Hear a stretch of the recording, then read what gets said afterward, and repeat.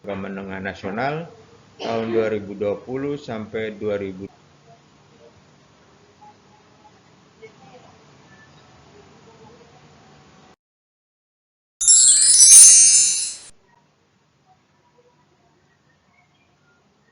Selamat sore, saudara-saudara sebangsa dan setanah air. Berjumpa kembali dengan Bapak Ibu, saudara sekalian pada kesempatan ini. Pada kesempatan ini saya ingin melanjutkan pembahasan tentang moderasi beragama. Pada slide sebelumnya kita sudah menyaksikan cuplikan dari 3 video pertama saya, yaitu video pertama berkaitan dengan penjelasan template, lalu video yang kedua itu mengulas secara singkat moderasi beragama bagian pertama dan kedua, dan video yang ketiga itu mengulas secara singkat moderasi beragama bagian yang ketiga. Tadi sudah kita saksikan cuplikannya. Pada kesempatan ini kita akan melanjutkan lebih mendalam lagi. Kita akan membahas secara detail satu persatu. Kita mulai dengan bagian yang pertama, yaitu kajian konseptual moderasi beragama, yang seperti video yang lalu sudah saya sampaikan bahwa pada bagian pertama kajian konseptual moderasi beragama itu terdiri dari 5 subbagian. Nah, dari 5 subbagian ini akan kita jelaskan pada sesi pertama ini atau sesi lanjutan ini, yaitu pengertian dan prinsip. Nah, tentu Bapak Ibu Saudara yang terkasih mengetahui kedua tokoh kita, yaitu yang pertama Lukman Hakim Saifuddin, mantan Menteri Agama Republik Indonesia, yang sudah meletakkan dasar moderasi beragama melalui buku moderasi beragama yang kemudian dilanjutkan dengan secara lebih mendalam lagi dan lebih lebih tajam lagi oleh Menteri Agama kita yang sekarang. Nah, mari kita lanjutkan. Nah, sembari kita memperhatikan Assalamualaikum warahmatullahi wabarakatuh. Hai guys, bagaimana kabarnya? Sehat kan? Nilai-nilai jangan lupa ya jaga yang kesehatan. terkandung dalam video ini. Baik teman-teman, kali ini Yakni kita bahwa akan belajar balas pantun. Video ini menyajikan pasti atau sudah tahu kan pantun menunjukkan itu apa? salah satu budaya Pantun merupakan nasional salah satu kita, jenis puisi lama. yaitu Yuk teman-teman, mari lihat kita bermain pantun, berbalas ya. pantun. Pantun Tunggu ini dulu. Sebelum itu kalian dari harus Sumatera, dukung ya, channel TV Pendidikan. yang Bagaimana lebih caranya, Bel? efektif aku kasih menggunakan tahu pantun ya. adalah Di bawah video Kepulauan ini Riau dan ada Riau tombol berwarna serta merah yang tulisannya sejumlah subscribe. daratan Kalian klik ya. Di sebelahnya Sumatera. ada tombol notifikasi. Kalian klik juga. Mengapa Baik, video ini teman-teman, ditampilkan aku di hitung ya, kesempatan kalian ini karena ini subscribe. berkaitan 1, dengan 2, indikator moderasi 3, beragama, yaitu 4, 5. akomodatif Terima kasih sudah terhadap subscribe. budaya Yuk lokal teman-teman, atau mari kita budaya simak video nasional. berikut ini. Enjoy! Kita saksikan sebentar. Bel, kenapa kemarin kamu tidak masuk? Iya nih, kemarin saya sedang sakit. Yuk kita bermain pantun. Ayo. Buah durian diangkut gajah. Gajah berbalis jalan-jalan. Janganlah enggan pergi ke sekolah, karena itu demi masa depan. Ada gajah berpayung emas.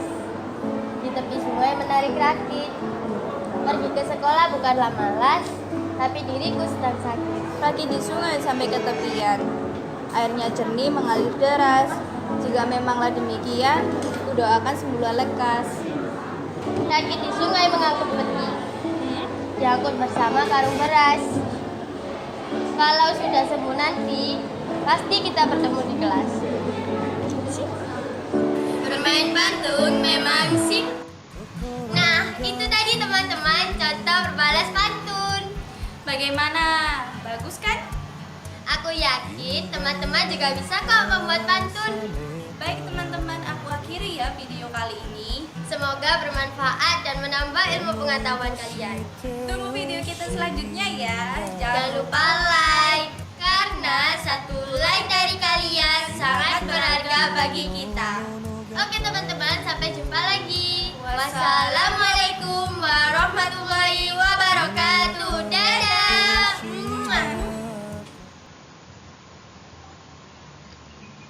Itulah beberapa salah satu contoh budaya nasional khusus berasal dari Kepulauan Riau dan Riau ya. Nah, sekarang kita membahas lebih lanjut moderasi beragama. Kita melihat subbagian pertama itu pengertian ya. Di sini sudah saya kutip dari buku Moderasi Beragama dari bahasa Latin yang berarti kesedangan ya, dari kata moderatio ya. Kesedangan atau tidak kelebihan, tidak kekurangan atau sedang ya. Pas ya dalam bahasa gaul ya. Kemudian dalam KBBI atau Kamus Besar Bahasa Indonesia itu mempunyai pengertian pengurangan kekerasan, penghindaran keekstriman. Maka jika dikatakan orang itu bersikap moderat, maka dimaksud orang itu bersikap wajar, biasa-biasa saja dan tidak ekstrim ya. Di sini memang dari KBBI mengatakan pengurangan kekerasan, tapi saya lebih cenderung mengatakan penghindaran kekerasan atau pencegahan dan penanggulangan kekerasan dengan moderasi beragama ya. Lalu menurut bahasa Inggris dari kata moderation atau moderation sering digunakan dalam pengertian average atau rata-rata, core, inti, standar, baku, atau non-aligned, tidak berpihak. Jadi moderasi beragama itu ketidakberpihakan kita pada satu kelompok atau pada satu pandangan, tetapi kita mengambil jalan tengah. Kemudian dalam bahasa Arab, moderasi dikenal dengan kata wasat atau wasatiyah. Mohon maaf kalau salah membaca. Yang memiliki padanan makna dengan kata tawasud atau tengah-tengah. Iktidal, adil, tawasun, berimbang. Nah, ini kira-kira etimologi dari moderasi beragama. Nah, kemudian kita akan melihat dari etimologi ini, kita lihat bagaimana Kementerian Agama memutuskan moderasi beragama. Namun sebelum kita melihat lebih lanjut rumusan itu, kita sedikit menikmati pemandangan indah dari Pulau Moro, Kepulauan Riau ya. Inilah kekayaan alam kita. Bangsa kita itu sangat kaya. Salah satu kekayaan adalah kekayaan Allah, itu pemandangan yang dapat menjadi sumber devisa atau sumber pemasukan negara melalui wisata atau turisme atau kunjungan turis baik lokal, nasional maupun internasional. Nah, Moderasi beragama dari etimologi kemudian dirumuskan secara definitif dengan statement seperti demikian: cara pandang, cara pikir, sikap, dan perilaku yang selalu mengambil posisi di tengah-tengah, selalu bertindak adil dan tidak ekstrim dalam beragama. Tentu juga dalam arti luas dalam konteks hidup berbangsa dan bernegara. Kemudian moderasi beragama sesungguhnya merupakan kunci terciptanya toleransi dan kerukunan baik tingkat lokal, nasional maupun global. Moderasi beragama kemudian merupakan keseimbangan antara pengamalan agama sendiri, yaitu eksklusif, dan penghormatan kepada praktek beragama orang lain yang berbeda keyakinan atau inklusif. Di sini dimaksudkan bahwa ketika kita sungguh-sungguh menghayati dan mengamalkan ajaran kita dengan baik, kemudian bersikap terbuka atau inklusif pada praktek beragama orang lain, menghormati, menghargai, maka itulah yang disebut moderasi beragama. Nanti kita akan lebih mendalami lagi indikator moderasi beragama.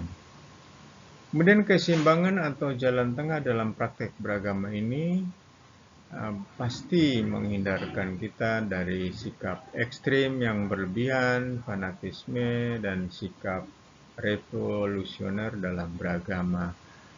Tentu selalu diperluas dalam konteks hidup berbangsa dan bernegara. Karena basicnya adalah hidup beragama baik dan rukun, inklusif, menghargai satu sama lain, maka itu akan menjamin kedamaian, ketentraman, stabilitas, dan kerukunan nasional yang mendukung pelaksanaan program pembangunan. Nah, di sini ada dua gambar animasi.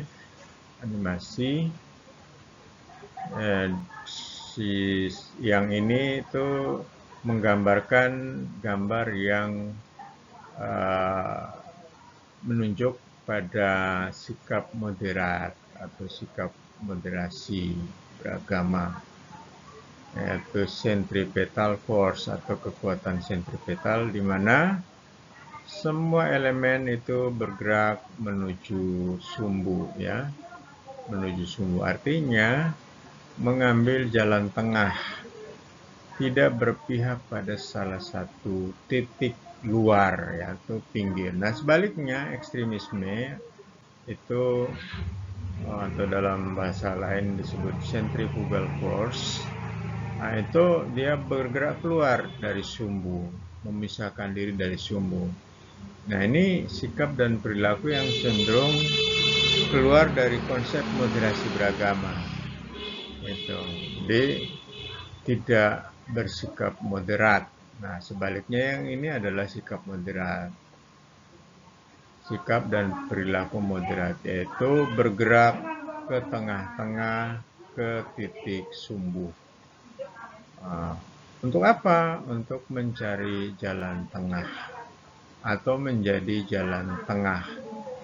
Jalan tengah yang artinya menghargai, menghormati, terus berdialog, komunikasi dengan elemen-elemen lain yang ada di dalam masyarakat. Nah, itu tadi pengertian secara singkat. Nah, kita akan membahas lebih lanjut tentang bagian atau subbagian yang kedua, itu prinsip dasar moderasi beragama.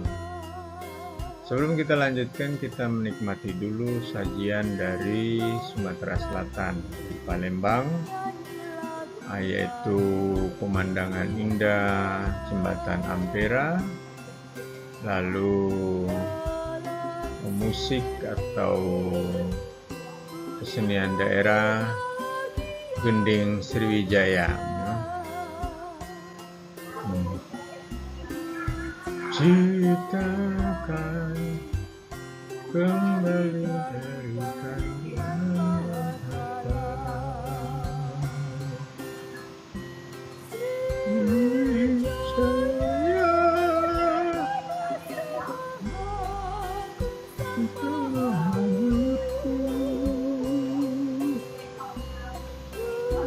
Saya ikut serta membalas tidak maksudku.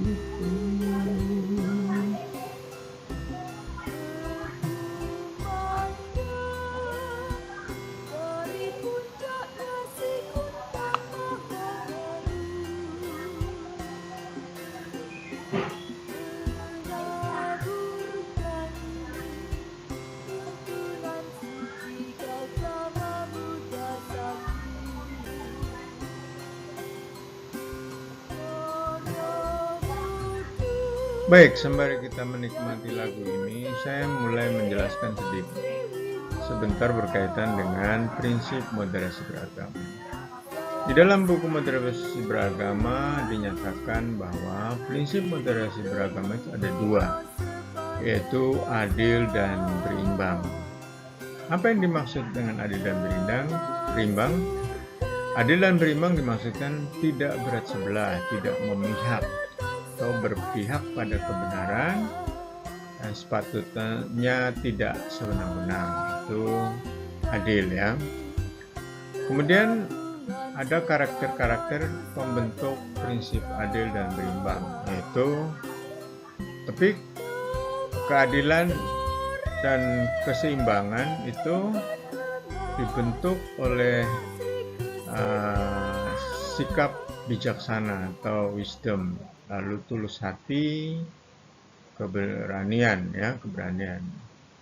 Lalu apa yang dimaksudkan dengan keadilan atau adil atau berimbang? Itu keseimbangan antara akal dan wahyu, jasmani dan rohani, hak dan kewajiban, dan seterusnya. Keseimbangan itu dimaksudkan bahwa sebagai bangsa, sebagai warga negara, kita hendaknya memiliki cara pandang, sikap, komitmen, dan perilaku untuk senantiasa berpihak pada keadilan, kemanusiaan, dan persamaan. Sikap seimbang itu tidak tegas ya. Sikap seimbang itu tegas tetapi tidak keras karena selalu berpihak pada keadilan. Keberpihakan tidak merampas hak orang lain. Ini maksudnya prinsip moderasi beragama, adil dan berimbang. Nah,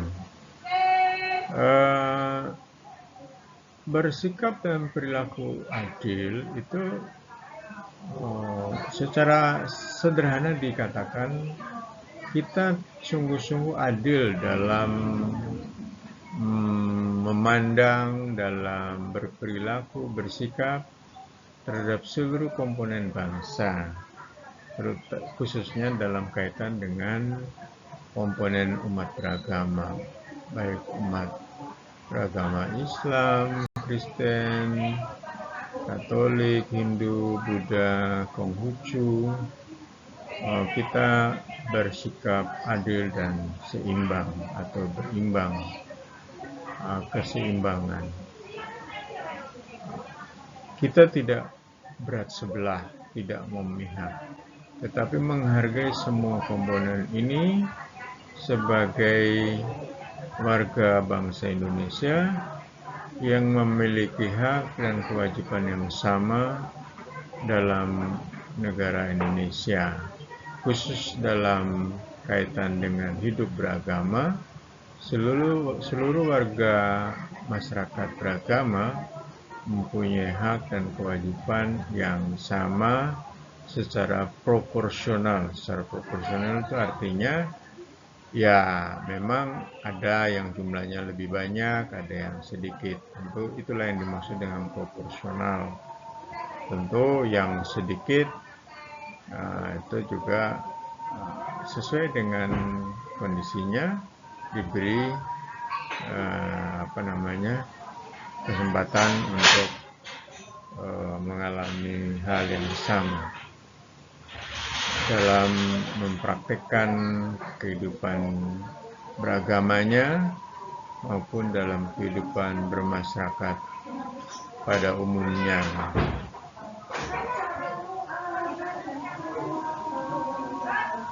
Itu adalah prinsip moderasi beragama, adil dan berimbang ya. Adil dan berimbang. Sekali lagi nanti bisa diperdalam lebih lanjut ya dari ringkasannya ya. Jadi kata kuncinya adalah tidak memihak, tidak berat sebelah, berpihak pada kebenaran, tidak sewenang-wenang, lalu bersikap bijaksana, tulus dan berani. Berani dalam hal apa? Berani membela kebenaran. Lalu menjaga keseimbangan antara akal dan wahyu. Akal dan wahyu ini maksudnya apa? Wahyu Allah itu memang harus kita pandang, kita terima dengan akal, tapi sekaligus dengan iman kita. Karena wahyu tentu tidak seluruhnya dapat diterima secara akal atau secara rasio, tetapi juga diterima dengan iman. Karena banyak hal memang tidak bisa dijelaskan secara rasional ya. Keseimbangan antara jasmani dan rohani, hak dan kewajiban, keharusan dan kesukarelaan, teks agama, ijtihad tokoh agama. Maksudnya ijtihad itu penafsiran, penjelasan dari tokoh agama dengan teks agama itu. Jadi harus seimbang. Jangan sampai ijtihad tokoh agama bertentangan dengan teks agama. Atau teks agama tidak bisa dijelaskan melalui ijtihad tokoh agama. Lalu gagasan ideal dan kenyataan. Lalu keseimbangan antara masa lalu dengan masa depan. Ini dimaksudkan kita menghargai sejarah masa lalu, tapi sekaligus menjadi titik berpijak kita untuk mengembangkan hidup kita ke masa datang. Dalam konteks hidup beragama, kita berharap bahwa ke depan kita lebih baik lagi dalam menciptakan suasana kondisif dalam kehidupan beragama dengan sungguh-sungguh menghayati dan mengamalkan, mengimplementasikan moderasi beragama.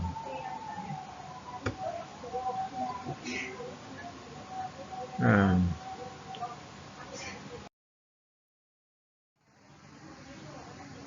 ini kita bisa menyaksikan salah satu kekayaan budaya kita, kekayaan alam kita dari Provinsi Bengkulu ya. Nah ini ada nyanyian daerah Bengkulu, ada pemandangan indah Bengkulu. Ini begitulah kakak, ini festival Tabot Bengkulu itu setiap tahun dirayakan.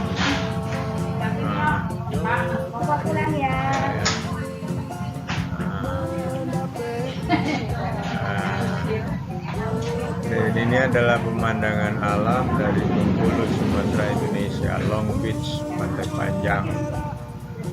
Nah, saya cukup familiar dengan ini karena saya pernah bertugas di sana selama 14 tahun. Dan lagu ini juga sangat familiar di telinga saya. Bahkan saya bisa menyanyikannya.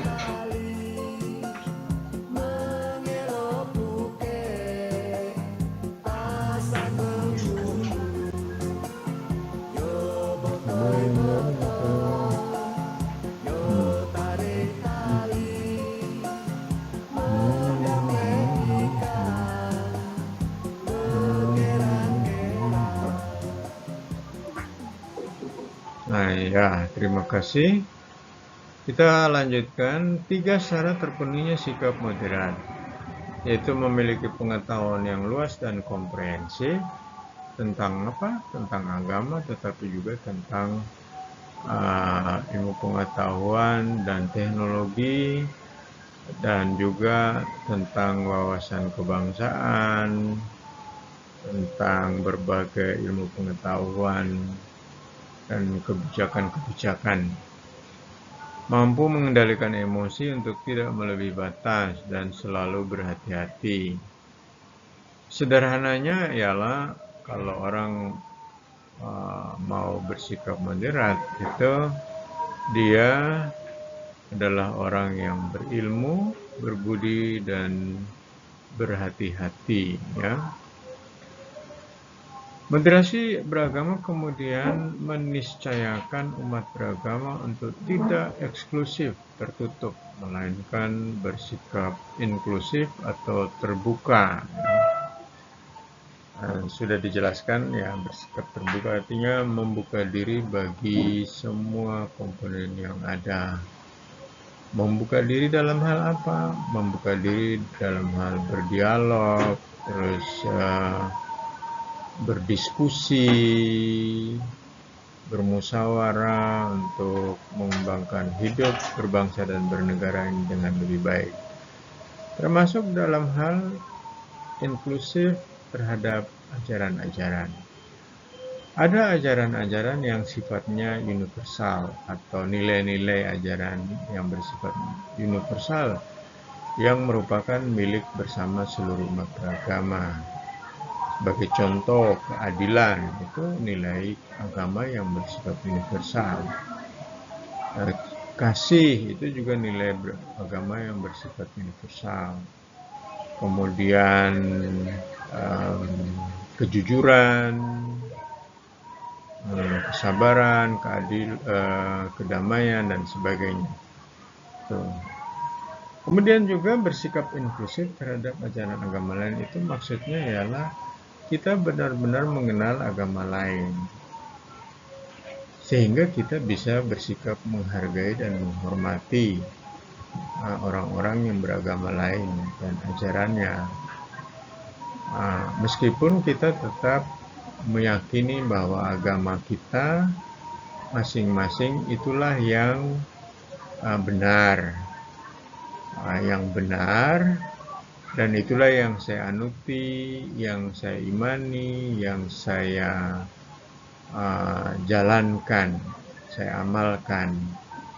Tetapi dalam proses penghayatan dan pengamalan itu kita tidak menutup mata, hati kita, budi kita, bahwa ada orang-orang lain yang beragama lain ada di sekitar kita, yang tentu saja menjadi kekuatan kita untuk membangun bersama lingkungan hidup kita di sekitar kita, dan pada level yang lebih tinggi membangun bangsa dan negara dari level yang paling rendah sampai dengan yang paling atas.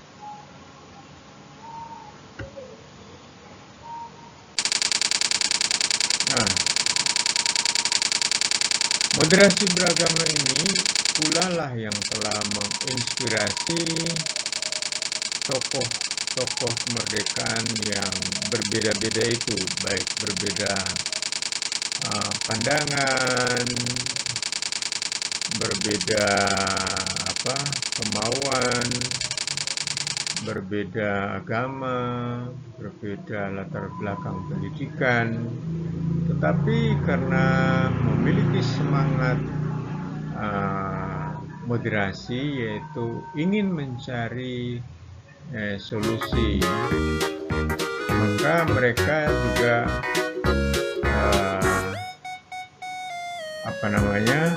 dapat pada akhirnya memufakati atau bersepakat untuk membentuk negara Kesatuan Republik Indonesia.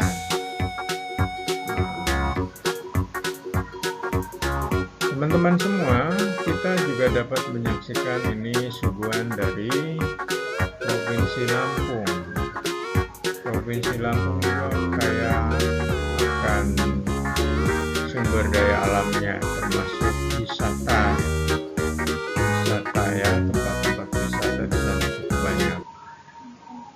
Kemudian kita juga meyakini benar bahwa dalam era disrupsi prinsip adil dan berimbang, atau itu yang merupakan prinsip moderasi beragama tadi, dapat dijadikan sebagai nilai atau value yang bermanfaat untuk mengelola informasi atau meminimalisir berita-berita yang tidak benar atau hoax. Ya.